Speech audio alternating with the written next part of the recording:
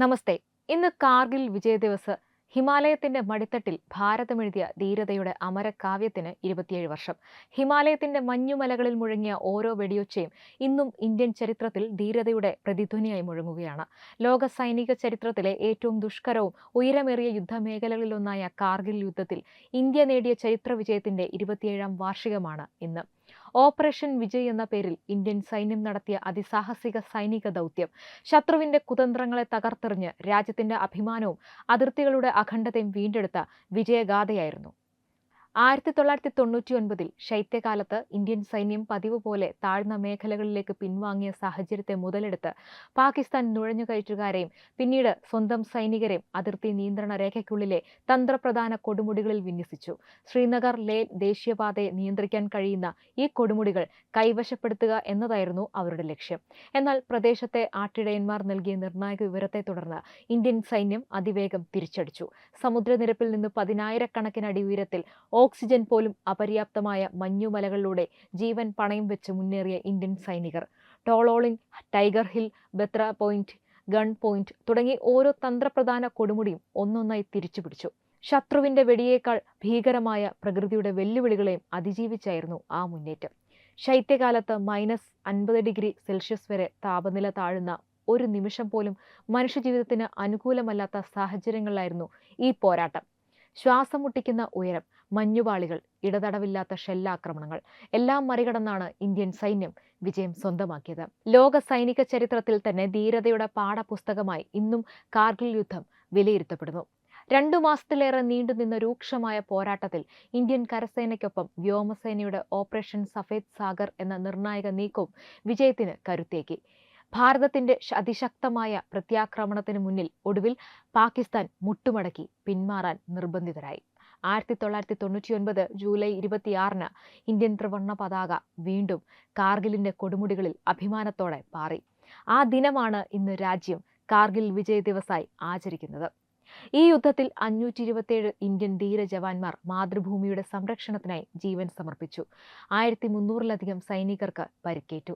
അവരുടെ ത്യാഗമാണ് ഇന്നും രാജ്യത്തിന്റെ സുരക്ഷയുടെ അടിത്തറ. 27ാം വിജയ ദിനാഘോഷത്തിന്റെ ഭാഗമായി ലഡാക്കിലെ ദ്രാസ് വാർ മെമ്മോറിയലിൽ രാജ്യത്തിന്റെ ഔദ്യോഗിക ചടങ്ങുകൾ ഇന്ന് നടക്കും. കേന്ദ്ര പ്രതിരോധ മന്ത്രി രാജ്നാഥ് സിംഗ് വീരമൃത്യു വരിച്ച ജവാന്മാർക്ക് പുഷ്പചക്രം അർപ്പിച്ച് ആദരാഞ്ജലി അർപ്പിക്കും. തുടർന്ന് അവരുടെ കുടുംബാംഗങ്ങളെ ആദരിക്കുകയും സൈനികരെ അഭിസംബോധന ചെയ്യുകയും ചെയ്യും. ശനിയാഴ്ച സമുദ്രനിരപ്പിൽ നിന്ന് 11,500 അടി ഉയരത്തിലുള്ള ലമോച്ചൻ കുന്നിൽ സംഘടിപ്പിച്ച പ്രത്യേക അനുസ്മരണ ചടങ്ങിൽ കാർഗിൽ യുദ്ധവീരരുടെ കുടുംബാംഗങ്ങൾ ഒത്തുചേർന്നിരുന്നു. General officer commanding major general Amit Prakash Singh കുടുംബാംഗങ്ങളെ ആദരിച്ചു. ഓപ്പറേഷൻ വിജയെ ആസ്പദമാക്കി ഹ്രസ്വചിത്രം പ്രദർശിപ്പിച്ചപ്പോൾ പലരുടെയും കണ്ണുകൾ അഭിമാനത്തിന്റെയും വേദനയുടെയും കണ്ണുനീരാൽ നിറഞ്ഞു.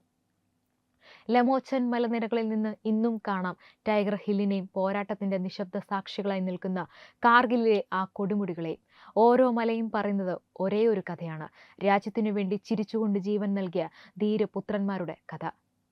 കാർഗിൽ വിജയ് ദിവസ് ഒരു സൈനിക വിജയത്തിന്റെ ഓർമ്മ മാത്രമല്ല, രാജ്യത്തിന്റെ പരമാധികാരത്തിനായി അവസാന ശ്വാസം വരെ പൊരുതിയ ഓരോ ഇന്ത്യൻ സൈനികന്റെയും അമരത്യാഗത്തിനു മുന്നിൽ ഒരു രാഷ്ട്രം തലകുനിക്കുന്ന ദിനമാണ്. അവരുടെ രക്തത്താൽ സംരക്ഷിക്കപ്പെട്ട അതിർത്തികളും അവരുടെ വീരത്വത്താൽ ഉയർന്നു നിൽക്കുന്ന ത്രിവർണ്ണ പതാകയും എന്നും ഓരോ ഇന്ത്യക്കാരന്റെയും അഭിമാനമായിരിക്കും. യേ ദിൽ മാംഗേ മോർ എന്ന് പറഞ്ഞ് മുന്നേറിയ ക്യാപ്റ്റൻ വിക്രം ബത്ര മുതൽ പേരറിയാത്ത ഓരോ ധീരജവാനും വരെ കാർഗിൽ നമ്മെ പഠിപ്പിച്ചത് ഒരു സത്യം മാത്രമാണ്: ഇന്ത്യൻ സൈനികന്റെ നെഞ്ചിടിപ്പുള്ളിടത്തോളം ഈ രാജ്യത്തിന്റെ അതിർത്തികൾ അജയ്യമാകും. ഇന്ത്യൻ സൈന്യത്തെ അധിക്ഷേപിക്കുന്ന ഓരോ വാക്കും രാജ്യത്തിനായി ജീവൻ സമർപ്പിച്ച ഓരോ വീരജവാനോടുമുള്ള അനാദരവാണ്. കാർഗിൽ വിജയ് ദിവസ് ആഘോഷിക്കുന്ന ഈ വേളയിൽ ദില്ലിയിൽ നടന്ന പാറ്റ പാർട്ടിയുടെ പ്രതിഷേധത്തിനിടെ വളരെ മോശമായിട്ട്, അത്യന്തം അശ്ലീലവും ഇന്ത്യൻ സൈന്യത്തെ അപമാനിക്കുന്നതുമായ മുദ്രാവാക്യം ഉയർന്നു വന്ന വീഡിയോ സമൂഹ മാധ്യമങ്ങളിൽ വ്യാപകമായി പ്രചരിച്ചത് നിങ്ങൾ കണ്ടു കാണും. ദേ ഇതാണ് ആ video.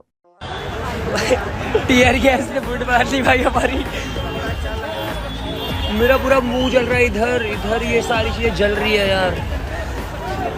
Fuck Delhi police, fuck BJP, fuck Indian army, माँ की शूट तुम्हारी. ഇതൊട്ടും ശരിയല്ല. ഇതിന്റെ എല്ലാം തുടക്കം കനയ്യ കുമാറിൽ നിന്നാണ്. അയാളാണ് ഇന്ത്യൻ സൈന്യത്തെ അവഹേളിച്ചുകൊണ്ട് രംഗത്ത് വന്നത്. ആ വീഡിയോയും ഒന്ന് പ്ലേ ചെയ്യാം. हम ह्यूमन राइट वायलेशन पे बोलेंगे, हम अफवाह के खिलाफ बोलेंगे, हम सैनिकों का सम्मान करते हुए इस बात को बोलेंगे कि कश्मीर के अंदर महिलाओं का बलात्कार किया जाता है सुरक्षा बलों द्वारा. हम ये बोलेंगे. നോക്ക്, ഇതിനുശേഷം നടന്നത് എന്താണെന്നറിയാലോ? ആ കനയ്യ കുമാർ ഇന്നെവിടെയാണ്? ഇന്ത്യൻ സൈന്യത്തെ വിമർശിക്കാനുള്ള അവകാശവും സൈനികരെ അധിക്ഷേപിക്കാനുള്ള ധാർഷ്ട്യവും ഒരുപോലെയല്ല. അതിർത്തിയിൽ സ്വന്തം ജീവൻ പണയം വെച്ച് രാജ്യത്തെ സംരക്ഷിക്കുന്ന സൈനികരെ അപമാനിക്കുന്നത് ഒരു രാഷ്ട്രീയ നിലപാടല്ല. രാജ്യത്തിനു വേണ്ടി ജീവൻ സമർപ്പിച്ച ആയിരക്കണക്കിന് ധീരജവാന്മാരുടെ ത്യാഗത്തെ അവഹേളിക്കുന്ന നടപടിയാണ്. കാർഗിലിലെ മഞ്ഞുമലകളിൽ 527 ഇന്ത്യൻ സൈനികർ മാതൃഭൂമിക്കായി ജീവൻ ബലിയർപ്പിച്ചു. ഇന്ന് നാം സുരക്ഷിതമായി ജീവിക്കുന്ന ഓരോ ദിവസത്തിന്റെയും പിന്നിൽ അവരുടെ ത്യാഗവും ഇന്ത്യൻ സൈന്യത്തിന്റെ അർപ്പണബോധവുമുണ്ട്. പ്രതിഷേധം ജനാധിപത്യത്തിന്റെ ഭാഗമാണ്. എന്നാൽ രാജ്യത്തിന്റെ സൈന്യത്തിനെതിരെ അശ്ലീല പരാമർശങ്ങളും അധിക്ഷേപങ്ങളും നടത്തുന്നത് ജനാധിപത്യത്തിന്റെ പേരിൽ ന്യായീകരിക്കാനാവില്ല ഒട്ടും. അഭിപ്രായ സ്വാതന്ത്ര്യം എന്നത് ഉത്തരവാദിത്തോടു കൂടിയ അവകാശമാണ്. രാജ്യത്തെ കാക്കുന്ന സൈനികരെ അപമാനിക്കാനുള്ള ലൈസൻസ് അല്ല. രാഷ്ട്രീയം എന്തുതന്നെയായാലും, ആശയങ്ങൾ എത്ര വ്യത്യസ്തമായാലും ഇന്ത്യൻ സൈന്യം ഒരു രാഷ്ട്രീയ പാർട്ടിയുടേതല്ല, 140 കോടി ഇന്ത്യക്കാരുടെയും അഭിമാനമാണ്. കാർഗിൽ വിജയ് ദിവസിൽ നമുക്ക് ഒരേ ഒരു സന്ദേശം മാത്രം പറയാം: രാഷ്ട്രീയം മാറാം, സർക്കാരുകൾ മാറാം, പക്ഷെ രാജ്യത്തിനു വേണ്ടി ജീവൻ സമർപ്പിക്കുന്ന ഇന്ത്യൻ സൈനികരോടുള്ള ആദരവ് ഒരിക്കലും മാറരുത്. ജയ് ഹിന്ദ്, വന്ദേ മാതരം. ഈ വിഷയത്തെക്കുറിച്ചുള്ള നിങ്ങളുടെ അഭിപ്രായങ്ങൾ കമൻറ്റിലൂടെ അറിയിക്കുക. വീഡിയോ ഇഷ്ടമായാൽ ലൈക്ക് ചെയ്യുക, ഷെയർ ചെയ്യുക. ഒപ്പം കൂടുതൽ വാർത്തകൾക്കായി നമ്മുടെ തത്വമയി ചാനൽ സബ്സ്ക്രൈബ് ചെയ്യുക. Web desk Tatwamayi news.